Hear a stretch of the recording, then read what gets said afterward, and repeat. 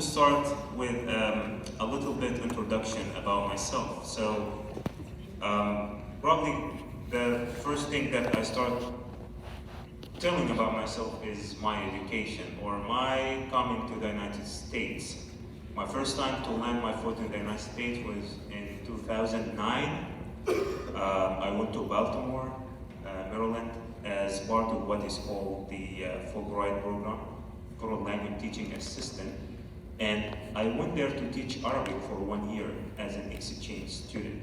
I applied, I thought I've been learning English all of my life in my country, Egypt, and I thought maybe I want to have a close experience with the country that speak the language that I've been learning for a long time. So I got accepted.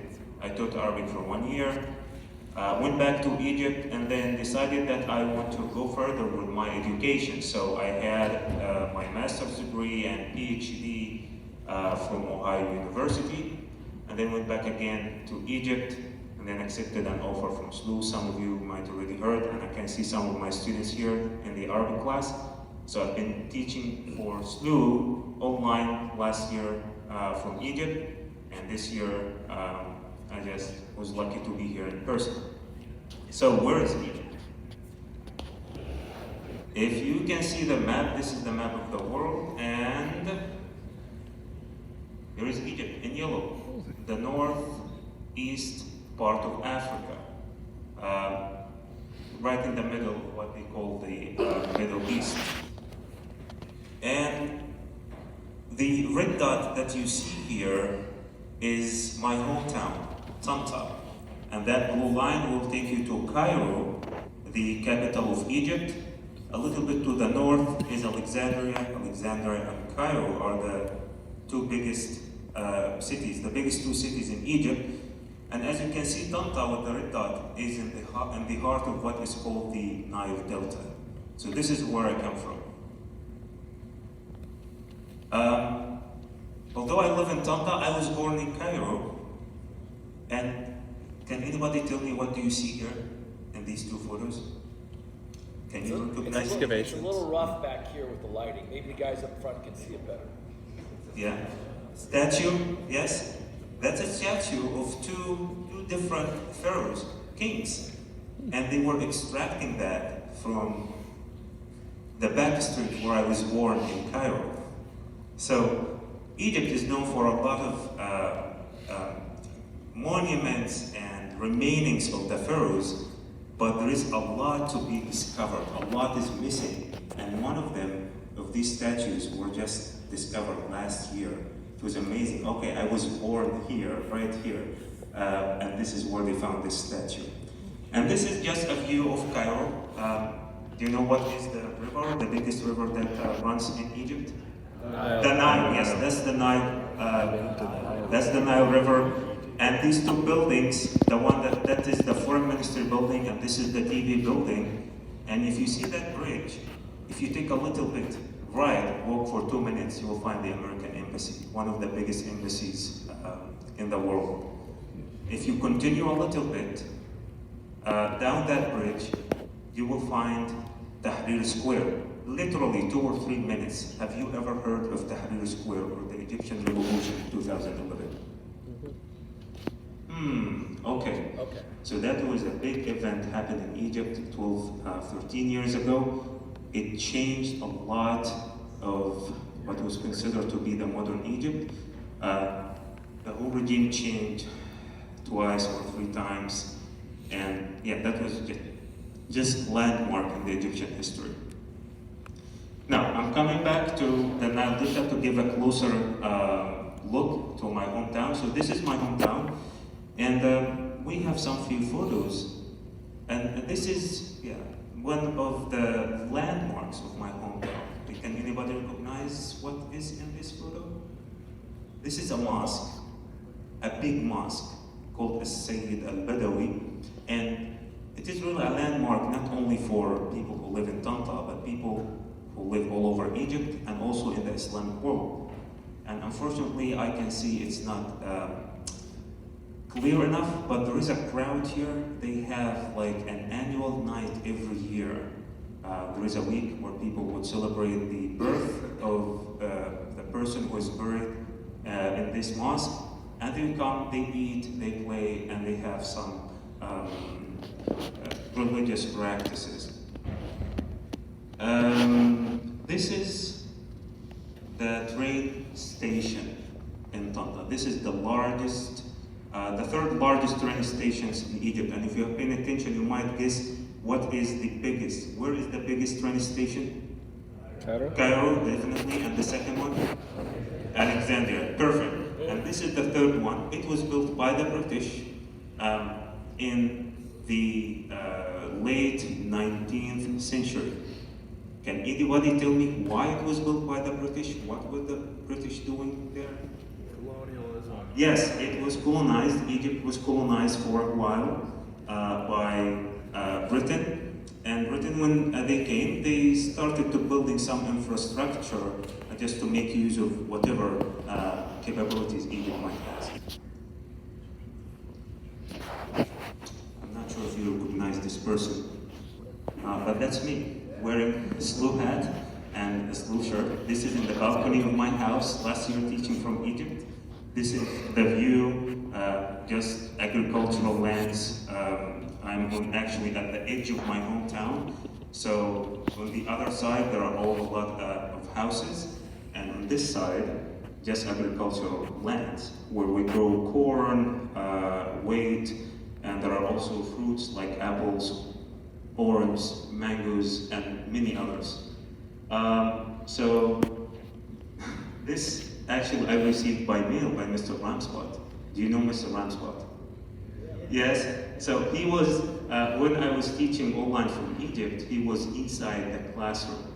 And for some reason, he decided to send me a gift with something with a slew on it. So I wore it, I took a photo as I take pride now for the place I work for.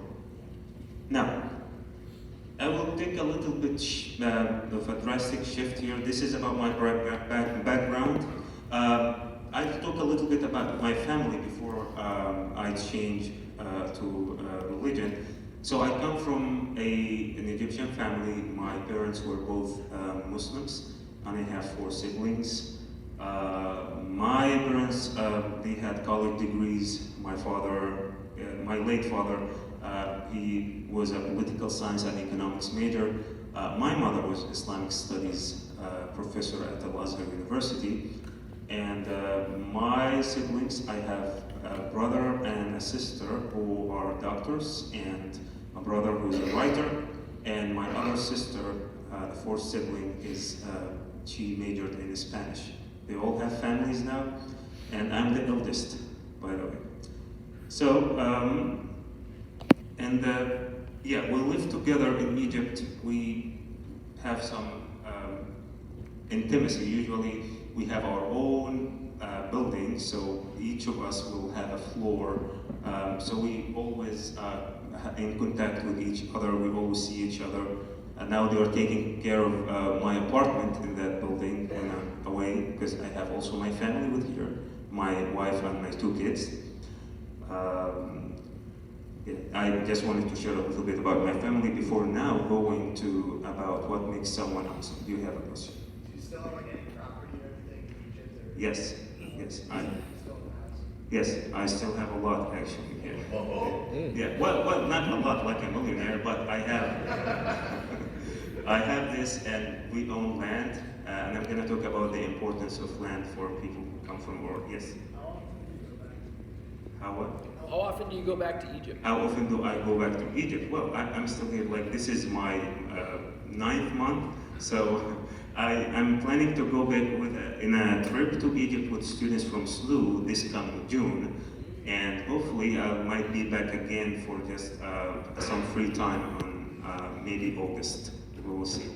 So I'll try to make it an annual habit, maybe 2 annual habits, one with SLU students and one just to spend with my family. So yes, we have land. My family my grandparents were farmers, so they realized this is the importance of land.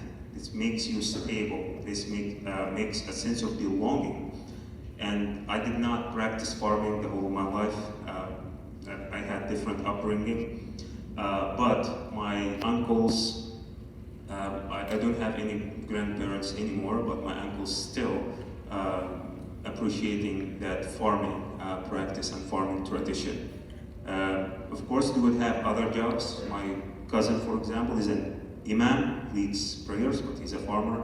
My other uncle is a teacher. My third uncle is an electrician. So they all do other jobs, but they also keep farming as part of their tradition.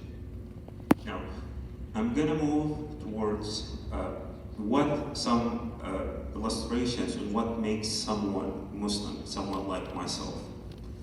And I'm gonna start with what we call the 5 pillars of Islam. The 5 pillars that every Muslim should be doing. The first one is like a declaration, admission. Why are you believing in all of what you believe in? And it's just very simple. This is what we say, أشهد أن لا إله إلا الله وأشهد أن محمدا رسول الله. To declare there is only one God, Allah, and that Muhammad is his messenger. Now, once I did that, there are some practices. So we do prayer. This is the second pillar. What is the shape of this prayer? So every day, there are 5 times that we need to pray. The first one, and I just copied this from the Islamic Foundation of Greater St. Louis. This is the Greater Mosque where I live in Baldwin. And as you can see, the first one on the top left, this is Fajr, and we do it at 5:25. 4:47 is the starting time. So if I'm not gonna be able to do that with the gathering in the mosque, I could just do it starting 4:47. Now, sunrise is not the time for prayer, but this highlights the ending. I need to do that prayer before 6:22. The second one, on the left side, is Dhuhr, and this is the starting time, 1:04. The congregation at the mosque, they do it 1:30. The third one is the one across the column, Asr, starting time 4:46. Congregation in the mosque, they do it at 6 p.m. And then the third one starts at 7:42. And this is very important these days, and I'm going to tell you why in a little bit. And then the last one, it starts 9:01. And then the below section called Jum'ah times, and Jum'ah means Friday. Friday is the day that we have our biggest congregation. Like if I miss prayers all over the week because I have work, because I have whatever circumstances, it is very recommended that I try to join the biggest congregation on this day, Jum'ah. In my opinion, I would compare it to church on Sundays, for example. So this is like the biggest day for Muslims in the week. And because there are a lot of Muslims, so they have the first one and the second one. This is number one. And also because whoever is working, they can adjust. If you cannot do the first one at 1:30, you can do the second one at 2:30. And this is, again, this is the closest mosque to where I live. I'm not sure about how many mosques in St. Louis, but some people say it's over 30 mosques, and I've visited at least 4 or 5 so far. And there is another one that I go to every day tonight, and I'm going to show that to you. Quick question, Doctor. Yes. So, in your day-to-day life at SLU High, how often do you get to pray or participate in those? Okay. My day actually usually outside of these days, and it starts. Let's go back. Okay. Yeah, I usually pray with the congregation. So that's when my day really starts at 5:25, and these times actually change. So last month, for example, it was 6 something, because it depends on when the dawn is. And this is not like a specific time every day, it's changed. For example, in the summer, the nights are very much shorter than in the winter, and this will change everything. So now with the second one, as you can see, I can get home before 4:46. I finish here, like the last class is 3:07. If I go to my car, 3:15, maybe take 25, 30 minutes because of traffic. And then I'm there like by 4, so then I'll do my second, right? because this is what I need to do. Like the starting time of the next prayer is the ending time of the prayer before. At some point, if I have some free time, I would just do it here at SLU. Maybe I look for an empty classroom. If my Arabic classroom is empty, there is nobody there, I would do there. And then, I just do the other times at home. Would that answer the question? Yes, thank you. Any other questions come up? Yep. If the times are reliant, like when the dawn is, or do you know what they do in like northern countries like Iceland or maybe Yeah. Alaska? That's a very good question. Everybody hear that question? Okay. And actually, this timing in the northern places actually caused another problem because of Ramadan. And Ramadan is the month of fasting for Muslims. This is the third pillar of Islam. And you usually seek fatwas, like opinions of Islamic scholars, and they ask them, what should we do? And some of the fatwas, they tell them, fatwas means opinions or recommendations according to religious basis. So they ask them maybe to follow the times of Mecca, even though because the day is really not a usual day, like 12 hours average or maybe 10 and 14. It's a very unique day where I think the nights are very short, right? So yeah, they just try to find some solutions. Did I see another hand? Okay. So yeah, it's a complicated question for them, but they try to consult those who have some knowledge, and they just give them some recommendations, some exceptions that wouldn't apply to those who live like in a regular day. And so when it comes to Ramadan, let me see here. Before I go to Ramadan, this is the red dot here is very close to what was the yellow dot in the previous map. This is Saudi Arabia. And anybody knows why Saudi Arabia is significant to Muslims?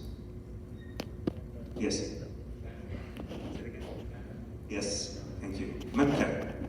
And Mecca is very significant because it has this mosque, the Grand Mosque, and it has this cube. The significance of this cube, whenever we pray, we should direct ourselves as Muslims to that direction. So everybody on earth, if you are South America, if you are in Asia, if you are Africa, then you just find the direction towards Kaaba, and this is where you face. And this is another scene of Kaaba. Obviously, this was during COVID. It's never empty like this, but when COVID hit, it was very dangerous to have a lot of people in the same place like anywhere else in the world. So this is a normal city, the one on the right. It's almost like full crowded. And it's at night, probably because it's in Ramadan. And again, I don't want to get ahead of myself, I just want to take it step by step. I just want to give you as much as I can about my faith. So I'm going to move about Safe Ramadan for a later stage. This is what we call the first page of the Quran. The Quran is the holy book of Muslims, and these are the verses that we read in every prayer. In one prayer, we could read it 4 times, in another 3 times, in another prayer 2 times. It depends on how the length of the prayer. And before I explain what's in that prayer, I would like Mr. Caravalto to maybe play the first minute. I'm just gonna get out of the screen here so you can.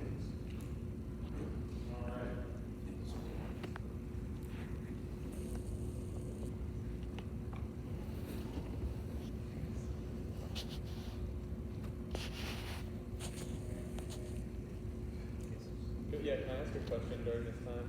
Say it again. Can I ask a question while you're doing this? I wanted to ask, why is the Kaaba like so significant? Like, what about it makes it? Because as Muslims, we need to direct ourselves towards that Kaaba. It's like the center of the Islamic world, the center for Muslims. Like whenever I do prayer, I do 5 times a day. So I do it in a specific, there is a specific practice to do it, but one of these specifics is where should I be standing. So there are some campuses that will help these days if I'm not in the mosque. So they tell me, okay, it's this direction or this one. So then I stand, I pray. Okay, but like why in like the first place? Like what about the Okay. structure? Okay, the biblical story that we have is that Abraham was ordered by God to go there and build that place. Oh, okay. And then his son Ismail, and he's the great-grandfather of Muhammad, so we believe that Muhammad is just a great-grandson of Abraham. And now Abraham is the one who started that place, and then it became significant for Muslims like centuries later, maybe thousands of years. Thank you. Yeah. I'm just gonna play the first one. مالك يوم الدين إياك نعبد وإياك نستعين اهدنا الصراط المستقيم صراط الذين أنعمت عليهم غير المغضوب عليهم ولا الضالين.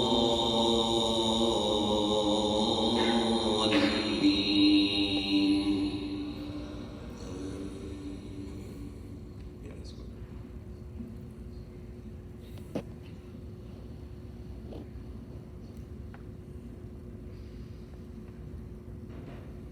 So that was the recitation of Al-Fatiha, or the opening of the Quran that we recite in every prayer. Now let's talk about what does that mean.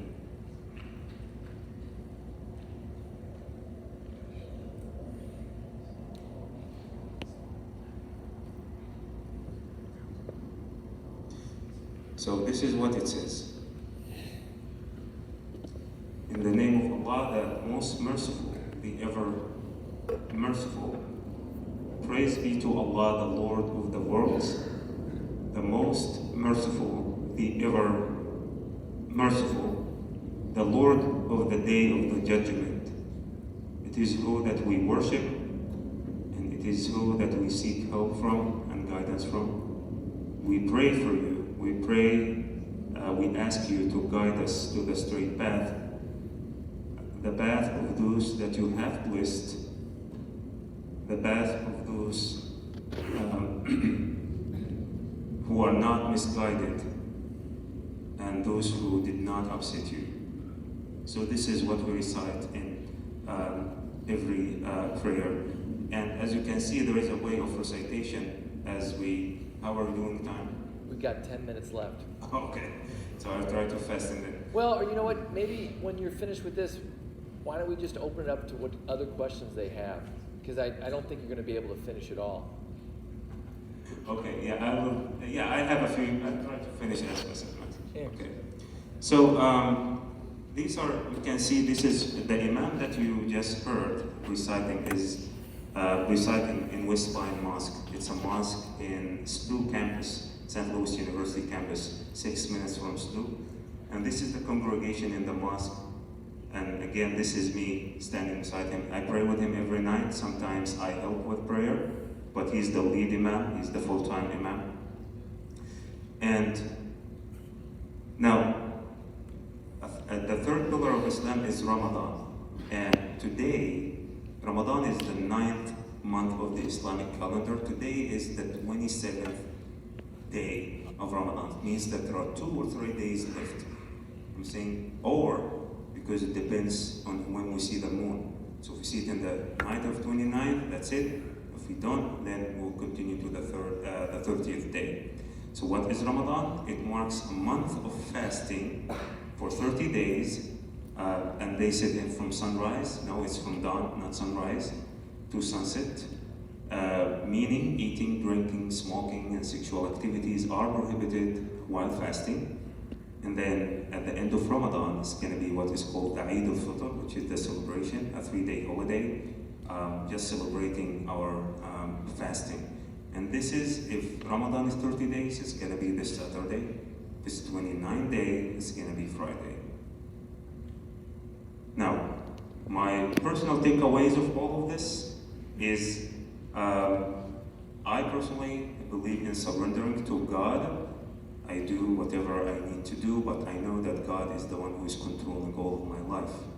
So whatever happens, I should be accepting that, should praying that He will give me the best, and not being sad about any of the things that might not be pleasing.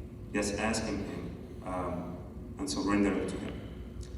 And then the second one is no harm to others. It's like I'm a stranger passing through this world. I want to pass peacefully as much as I can. And that's the first step. Do not harm others. If you can even do good to others, that would be fantastic. Be helpful, be cooperative, but at least do not hurt anyone. And then earning my living lawfully. I should be working hard to support myself and support my family. Lawfully, I should not steal, I should not deceive anyone to take their monies, I should not. Actually, one of the biggest things as Muslim would believe in is we do not take interest. I'm not sure what is the term for this, usury, I think? Yes. Usury, yes. So interest is, no, you should be careful of how to invest your money and how to earn your money. And the second one is seeking knowledge forever. So we know that ignorance, all of us have some type of ignorance, but it is our duty to decrease that amount of ignorance and to seek knowledge wherever we can. And then the last one is just standing up for myself and for my family. Now, Mr. Garabaglia also asked me to think about how this philosophy is influencing teaching here at SLU as a Muslim, which is a Catholic Jesuit institution. So this is a verse of Quran that represents my philosophy. Allah does not forbid you respecting those who have not made war against you on account of your religion and have not driven you forth from your homes, that you show them kindness and deal with them justly. Surely Allah loves the doers of justice. So as long as this is the boundary, somebody is not really impressing my religion, that's it. I can be kind to them, I can cooperate with them, I can be communicating with them. This applies to all humanity. And then, believing in Jesus, actually Quran mentions in many places that it came as a continuum of the Bible and for the Torah. And there is a chapter in the Quran about Mary, and Jesus was mentioned in multiple times. And then this is one verse that I choose to present here. And mentioned when the angel said, "O Maryam, indeed Allah gives you good tidings of a word from Him, whose name will be the Messiah, Isa, Jesus, the son of Maryam, distinguished in this world and the hereafter, and among those brought near to Allah. He will speak to the people in the cradle and in maturity, and will be of the righteous." She said, "My Lord, how will I have a child when no man has touched me?" The angel said, "Such is Allah. He creates what He wills. When He decrees a matter, He only says to it, be, and it is." And that would be my last slide. So if you have any questions.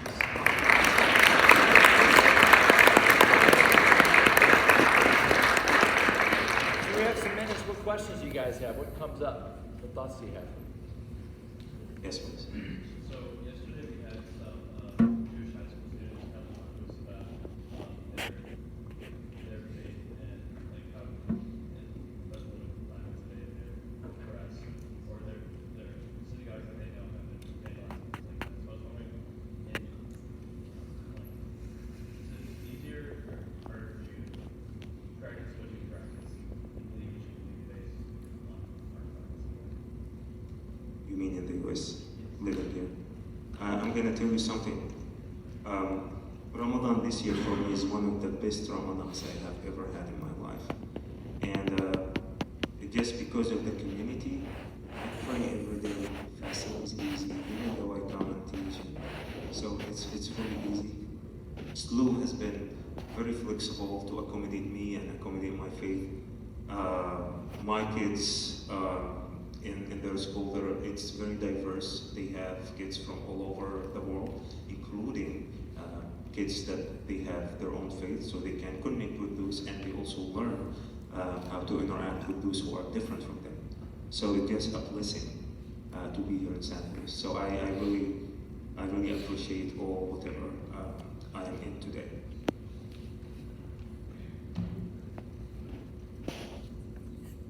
Yes, please. So I know that there are a couple things that like you can't do as a Muslim, like eat pork, drink alcohol. But what are some of the other major things that are haram or halal? Can you repeat Anyone, this? can you talk a little bit about haram? Yeah. Yeah. So alcohol is prohibited for Muslims and also pork.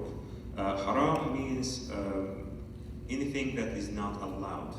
And the Quran and also the traditions of the Prophet, they are all the sources that where we can learn what is haram and what is not allowed and what is allowed. So haram is the opposite of the word halal. If you word the word halal, it means that the animal is basically slaughtered by either somebody who is belongs to the Abrahamic religion. So it's either by a Muslim, a Christian, or a Jew. Somebody slaughtered that animal. Then, as a Muslim, I can eat from that meat. If it is killed some other way, I cannot eat it. If it is killed by someone who does not believe, does not belong to any of these Abrahamic religion, I also should not be eating that. So basically, this is what is halal. But it also extends to a lot of practices, like every single practice a Muslim do. Because again, halal means it is allowed or permitted, and haram means it is prohibited or not allowed. Today, people would just restrict it to food, but it's really like everything we do in life. Like, is it, for example, if I'm a Muslim, I should be fasting if I'm capable of. And then, so if I break my fasting during the day of Ramadan without excuse, then that would be haram. If I miss a prayer, that would be haram, and so on. Is there like a consequence if you do something haram, or? A consequence, it happens when it extends to someone else. Okay. So if I break my fasting, the consequences between me and God. Nobody can do anything to me because I broke my fasting. It's my personal thing, and Allah is the one who's going to punish me. If I miss a prayer, for example, it's going to be the same. But if I hurt someone, if somebody kills someone, because this is haram as well, this is prohibited, yes, you will be punished by God, but also you need to be punished by whatever laws are in place. Yes. How do you think, like, to like document your life in I guess, how do you see like God as punishing your life, or how does that affect? Yes, my philosophy, and this is coming from also the teaching of Islam. It's not my philosophy, but my understanding. They are both. Like, we believe there is heaven and there is hellfire. So if you just don't care about the commands you're supposed to follow, you'll probably experience hellfire. In the world here, I believe that it will take the blessings out of my life. So if I'm just breaking fasting out, just challenging God, or I don't care, well, my life is not going to be comfortable. And I'm sure all of us, whatever faith we are following, will experience things are not going well for some reason. Like, we try everything we can, we make sure we have our plan, we do all the steps, but it just goes wrong. We don't know why. And as a Muslim, I believe that I need to do what I do, but I also know and I believe that if Allah is not supporting me, is not guiding me, is not giving me the help, this is all gonna go. And actually this takes a lot of stress out of me because I don't know. So again, I just do what I need to do. And then I submit to Allah, I ask Allah to help me. So challenging Allah, not obeying His commands will definitely, I'll just find some difficulty. I'm not going to be living comfortably. That's my belief. But, Yep. yes. Go ahead. What's the difference between Sunni and Shia Islam? Yes, that's a very good question. I'm not an expert in Shia. I would, according to this classification, I would be Sunni. But Shia, I think politics has to play a great role in this. And again, I'm not an expert. This is just my personal thought. Because now when we talk about Shia, oh, where they live? They live in Iran, part of Iraq, and some other countries. And you know what? Political disagreement happening these days between Iran, for example, on the other side as representative of Shia, and Saudi Arabia as representative of Sunni world. Egypt mostly is considered Sunni according to this classification. And again, I'm saying this classification because growing up in Egypt, I never thought of Sunni, Shia different thing. It's just Muslim, you just do the practices. But because of the multiple crises that happen in the region, this became so much highlighted. For example, the first Gulf War, the Soviet war before that in Afghanistan, and then the second Gulf War. So a lot of wars are happening, and then a lot of shifts in alliances, who's against who. And okay, one of the big things to divide people and to,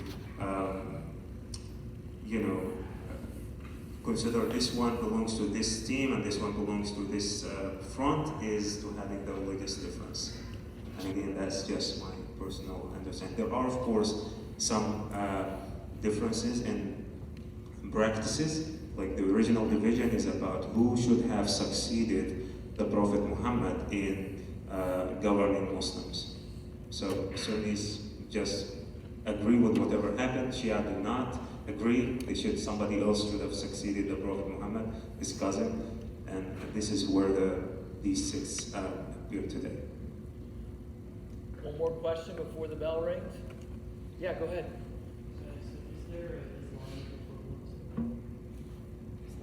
Is there an Islamic equivalent? Of what? Is there an Islamic equivalent to the Pope? Oh, to the Pope. I don't think so. I think we just seek knowledge from scholars, those who read. Maybe we think that they understand whatever is happening, and so we seek advice and recommendations from them. And I'm not really sure about the status of the Pope in the Christian Catholic world, but I feel like maybe there is an authority and he decides things. Maybe I'm mistaken, but in Islam, even though if I can seek knowledge, if I can analyze for myself, I have my direct relation with God. And actually, I'm recommended not to listen blindly to anyone, even though if, like in the Muslim world, somebody could play a scholar and just tell me do that and do this, I need to verify first if I can follow whatever he's saying or not. So that's basically our relationship with whoever has more knowledge, or we think he has more knowledge. Thank you so much. Thank you.